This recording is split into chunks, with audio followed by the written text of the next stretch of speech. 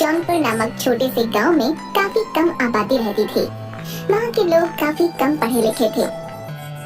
गांव में एक स्कूल तो था, परंतु लोगों में जागरूकता की कमी के कारण बहुत कम बच्चे ही उस स्कूल में पढ़ने आते थे। गांव में ज्यादातर किसान रहते थे। इसी गांव में सतिया नाम का एक किसान रहता था, जिसका बेटा दीपक गांव के स्कूल में 12वीं कक्षा में पढ़ता था। अरे बेटा, अब तुम्हारी 12वीं की परीक्षा होने वाली है।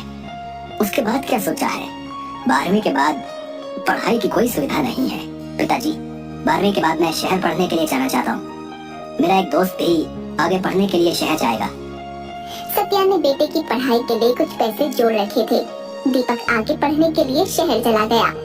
उस गांव में एक रेलवे स्टेशन भी था, जिस पर इक्का दुक्का ट्रेनें ही आती थीं और बहुत कम लोग ही शहर से बाहर जाते थे। एक दिन गांव के कुछ बच्चे स्टेशन के पास खेल रहे थे। तभी स्टेशन पर ट्रेन आकर रुकी और कुछ देर में रवाना हो गई। वो बच्चे ट्रेन जाने के बाद आपस में बात करने लगे। अरे भीमा कहाँ गायब हो गया?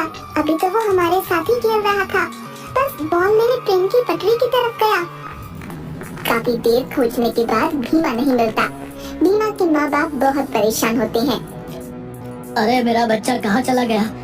वो तो आराम से सभी दोस्तों के साथ स्टेशन के पास खेल रहा था, तो आखिर वहाँ से कहाँ गायब हो गया? तभी उसके साथ खेल रही बच्चों में से एक बताता है, हम लोग सब स्टेशन के पास ही खेल रहे थे। तभी अचानक ट्रेन आकर स्टेशन पर रुकी। इतने में भीमा गेंद लेने के लिए पटरी की तरफ भागा। फिर न जाने क्या हुआ, वो वापस ही नहीं आया। ट्रेन तो 5 मिनट बाद वहाँ से रवाना हो गई, पर भीमा कहीं नहीं मिला। सारा गांव उस बच्चे को ढूंढकर परेशान हो जाता है, पर वो कहीं नहीं मिलता। इसी तरह कुछ दिनों बाद एक और बच्चा स्टेशन के पास से ही गायब हो जाता है। गांव भर में इस बात की चर्चा होने लगी।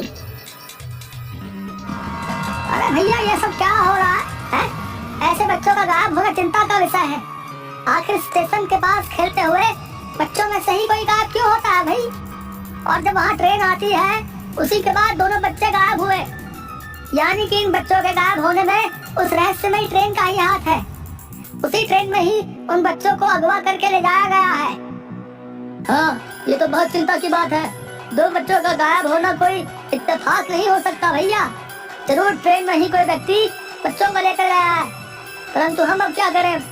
हम सभी को अपने बच्चों को स्टेशन की तरफ जाने से मना करना पड़ेगा। भैया, कहीं कोई भूत प्रेत हमारे बच्चों को गायब तो नहीं कर रहा ना? अरे भाई, अब तुम और मत डराओ हमें। यहाँ वैसे ही गांव वाले सब के सब डरे पड़े हैं। गांव के हर घर में इस बात की चर्चा हो रही थी। सत्या के कान में भी ये बात पड़ी।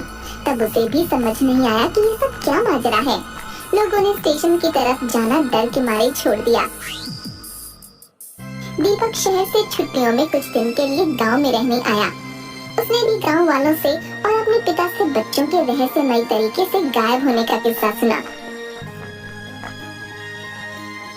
अरे भाई, मैं ये क्या सुन रहा हूँ? गांव से 2 बच्चे किस तरह स्टेशन के पास से गायब हो गए? हमें इस बात की तह तक जाना चाहिए, वरना तो डर के मारे कोई स्टेशन की तरफ जा ही नहीं पाएगा। हाँ भाई, हमें जरूर कुछ करना चाहिए, लेकिन कुछ लोग इसे भूत प्रेत का साया भी बता रहे हैं। क्या यार, तू भी पढ़ा लिखा होकर किन बातों में विश्वास कर रहा है? माजरा कुछ और है। 2 बच्चों में से एक बच्चा मेरे दोस्त का छोटा भाई था। उन लोगों का दुख मुझसे देखा नहीं गया।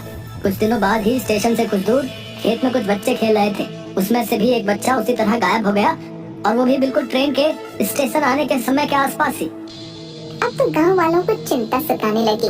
सभी ने बैठकर ये तय किया, अब तो हमें इस बारे में कुछ ना कुछ करना पड़ेगा भैया, वरना हमारे गांव से बच्चे इसी तरह गायब होते रहेंगे। आखिर ट्रेन आने के समय पर ही बच्चे गायब क्यों होते हैं? हमें इस बात का पता लगाना ही पड़ेगा। दीपक, तुम पढ़े लिखे हो और समझदार भी हो। तुम अपने दोस्त के साथ मिलकर इस काम में हमारी मदद कर सकते हो। दीपक और उसका दोस्त काफी सोच विचार करते हैं और एक प्लान बनाते हैं। इस बात का पता लगाने के लिए हमें उस रहस्यमय ट्रेन पर ही नजर रखनी होगी। जब भी बच्चे गायब हुए हैं, वो समय लगभग वही होता है जब ट्रेन स्टेशन पर आती है। हमें छुपकर ट्रेन पर आने जाने वालों पर नजर रखनी होगी। हाँ, ये ठीक कह रहे हो। हम गांव वालों की मदद लेकर ऐसा कुछ प्लान बनाएंगे जिससे कि हम असली गुनहगार को पकड़ सकें। गांव के कुछ जवान लड़के स्टेशन मास्टर के कमरे में छुप कर बैठ जाते हैं और दीपक उन्हें समझाता है। देखिए, आप लोग इस कमरे में छुप कर बैठे, बाहर गांव के 2-3 बच्चों को स्टेशन पर खेलने के लिए छोड़ देते हैं। वो जो भी व्यक्ति है बच्चों को भी अपना निशाना बनाता है। आप लोग छुपकर अंदर से ही देखते रहना, और बच्चे स्टेशन पर खेल रहे होंगे, मैं ट्रेन के अंदर जाऊंगा।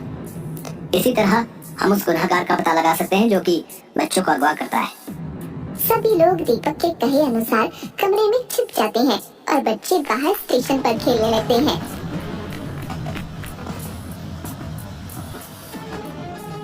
ट्रेन स्टेशन पर जैसे ही रुकती है, उसमें से एक आदमी कंबल ओढ़े बच्चों की तरफ बढ़ता है।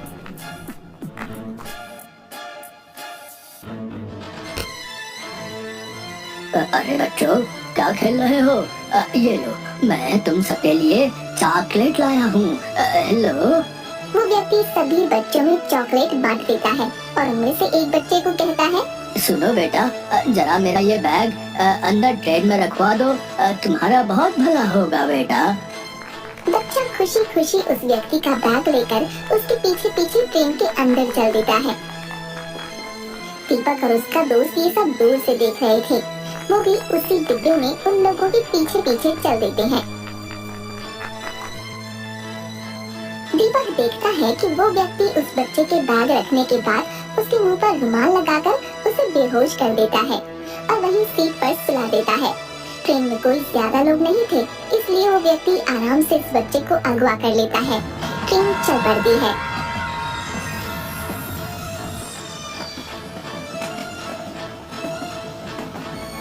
दीपक भी उसी डिब्बे में बैठा उन पर नजर रख रहा था। दीपक अपने दोस्त से कहता है, मुझे लगता है ये व्यक्ति इस बच्चे को अगवा करके ले जा रहा है, परंतु ये ऐसा क्यों कर रहा है? मुझे चुपचाप इस पर नजर रखनी होगी, कभी मैं इसे रंगे हाथों पकड़ पाऊंगा।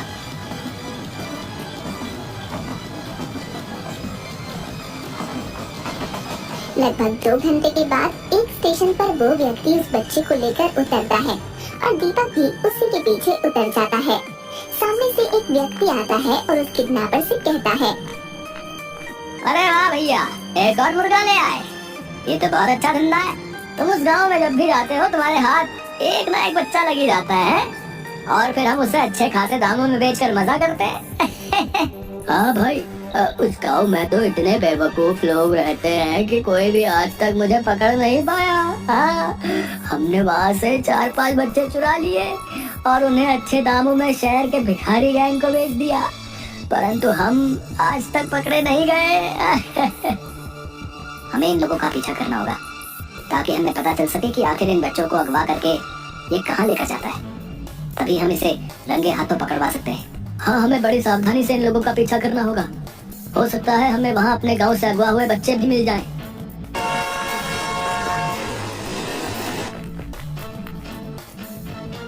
फिर दीपक और उसका दोस्त उन दोनों किडनैपर्स का पीछा करने लगते हैं। उस बच्चे को लेकर वो दोनों लोग एक सुनसान जगह पर पहुंचते हैं।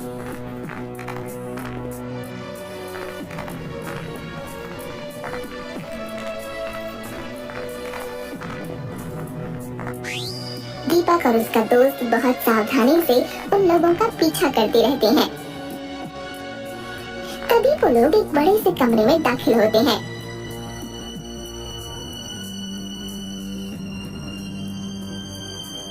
सामने बैठा एक व्यक्ति किडनैपर से पूछता है, आ गए तुम लोग एक नया शिकार लेकर? अब तो हमारे पास बहुत से बच्चे हो गए हैं जिनसे रोजाना भीख मंगवा कर हमारे पास बहुत माल इकट्ठा हो जाता है। सामने का नजारा देखकर दीपक और उसके दोस्त के होश उड़ जाते हैं। वहाँ बहुत सारे बच्चे जमा थे जिनके हाथ पैर टूटे थे। दीपक और उसका दोस्त चुपचाप बाहर आ जाते हैं। ये लोग तो बहुत जालिम और खतरनाक लोग हैं। इन्होंने इतने मासूम बच्चों को किस तरह मार मार कर अधमरा किया हुआ है और अपने फायदे के लिए उनसे भीख मंगवाते हैं, परंतु ये बहुत खतरनाक लोग हैं। हमें इन्हें पकड़ने के लिए पुलिस की मदद लेनी होगी। हाँ दीपक, तुम ठीक कह रहे हो। इन मासूम बच्चों की जान बचाने के लिए हमें इन जालिमों को रंगे हाथों पकड़ना ही होगा, और ये काम हम दोनों अकेले नहीं कर सकते। हम लोग कल पुलिस के साथ प्लान बनाकर इन्हें रंगे हाथों पकड़वाएंगे और इन मासूम बच्चों को इस नर्क से आजादी दिलवाएंगे। दीपक अगले ही दिन वहाँ के थाने में जाकर पुलिस इंस्पेक्टर को सारी बात बताता है कि किस इस तरह वो लोग बच्चों को अगवा कर इस धंधे में लगा देते हैं। हम आप लोगों की बहादुरी और जज्बे की दाद देते हैं। आप लोगों ने इतनी हिम्मत करके और अपनी जान जोखिम में डालकर इन लोगों का भांडा फोड़ दिया। अब आपको चिंता करने की ना कोई जरूरत नहीं है। कल हम लोग आपके साथ चलकर उन्हें रंगे हाथों पकड़ के उन्हें जेल में डाल देंगे। अगले ही दिन पुलिस इंस्पेक्टर और बहुत से पुलिस कर्मचारी दीपक और उसके दोस्त के साथ उसी जगह पर जाते हैं और चारों तरफ से उस जगह को घेर देते हैं। अरे सबके सब घेर लिए गए हो, अपने हथियार फेंक दो और अपने आप को पुलिस के हवाले कर दो। सभी अपराधी पुलिस द्वारा हिरासत में ले लिए गए। अरे तुम लोग कौन हो हैं? और इन बच्चों को अगवा क्यों करते हो? जल्दी सब बताओ। पुलिस की मार खाने के बाद वो दोनों किडनैपर सारा सच उगल देते हैं। हम लोग गांव से बच्चों को चुराकर शहर में भिखारी गैंग को बेच देते थे। हमें इन बच्चों को बेचने पर अच्छी खासी रकम मिलती थी। वे लोग इन बच्चों के हाथ पैर तोड़कर इनसे भीख मंगवाते थे। ये लोग काफी समय से अपना धंधा चला रहे हैं दीपक। तुमने इन लोगों को पकड़वा कर बहुत अच्छा किया। इन लोगों ने और भी कई गांव के इस तरह के बच्चों को ट्रेन में अगवा किया है। जिस गांव की आबादी कम होती थी वहीं के बच्चों को ये लोग निशाना बनाते थे और हम लोग काफी समय से इनकी तलाश में थे, परंतु इनका कोई सुराग हमें नहीं मिल पा रहा था। तुम लोगों का बहुत बहुत धन्यवाद जो तुमने इतनी हिम्मत करके इन लोगों को रंगे हाथ पकड़वाया। भी ये तो हमारा फर्ज था इंस्पेक्टर साहब। ऐसे लोगों को तो सलाखों के पीछे ही होना चाहिए। इन्होंने न जाने कितने घरों के बच्चों को उनके माँ बाप से जुदा करके अपने फायदे के लिए बेच दिया। पुलिस उन गुनहगारों को जेल में डाल देती है और सभी अगवा हुए बच्चों को आजादी दिलवा देती है। दीपक अपने गांव के चारों बच्चों को वहां देखकर बहुत खुश होता है। देखो भीमा और बाकी बच्चे हमें मिल गए हैं। अब हम इन्हें गांव वापस ले जाकर आपसे इन्हें मिलवाएंगे तो वो लोग कितने खुश होंगे। दीपक और उसका दोस्त उन बच्चों को वहां से छुड़वाकर गांव वापस ले आते हैं। गांव वाले अपने बच्चों को जिंदा वापस देखकर बहुत खुश होते हैं और दीपक और उसके दोस्त का शुक्रिया अदा करते हैं। इस तरह दीपक और उसके दोस्त ने समझदारी और हिम्मत से काम लेते हुए इन लोगों को सलाखों के पीछे पहुंचा दिया। अब गांव वाले बहुत खुश और निश्चिंत थे।